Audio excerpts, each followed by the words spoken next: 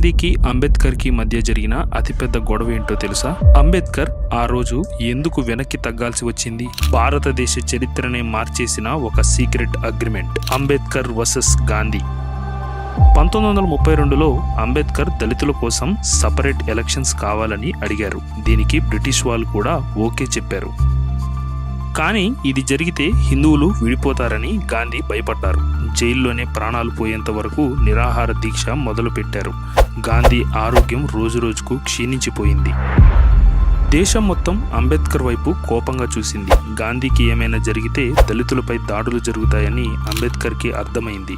తన ప్రజల భవిష్యత్తు కోసం, గాంధీ ప్రాణాలను కాపాడడం కోసం అంబేద్కర్ ఒక అడుగు వెనక్కి వేశారు.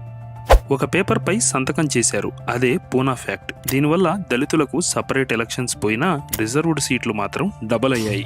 మరి ఇందులో ఎవరిది రైట్ అని మీరు అనుకుంటున్నారు? కామెంట్ చేయండి అండ్ మన ఛానల్ని సబ్స్క్రైబ్ చేసుకోండి.